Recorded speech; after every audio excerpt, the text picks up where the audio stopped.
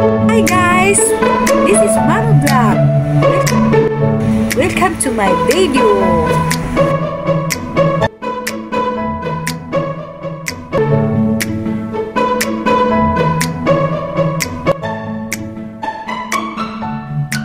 For today's video, ako po ay pababa na at puti na ang mata ni ate. Kahantay sa akin. Ang tagal kong mangulirete.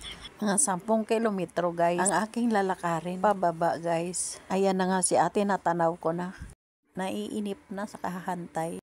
Dito na nga po ako. Ayan, naglalakad na po kami. Papuntang Gate 1 guys. So guys, ayan po. Dito na po kami sa Gate 1. Ayan ang mga gulay na mga sariwa. At bibili na kami maluluto guys. May mga bus pala dito guys. Para saan ba tong terminal na ito guys. So ngayon, nandito na kami sa bahay ni ate. So guys, mag-prepare na ako sa natutukas sa akin na lulutuin guys. Ang lulutuin ko guys, bagoong alamang, pit ng chicken na may gata.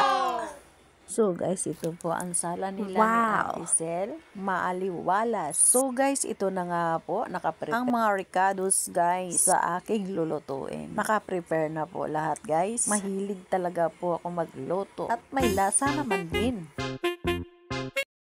Ihahalo ko sa bago. Kailangan tanggalan ng mantika. So guys, ito na nga guys, aking nilulutong bagoong alamang. So ngayon guys, ito naman po ang pit ng chicken. Malambot. Masarap po kasi pag malambot. Maluluto na rin yan guys. So ngayon guys, ito na nga po. Luto na ang aming mga iba't ibang putahe. Masasarap na ulam. Ang mga high blood po, dahan-dahan.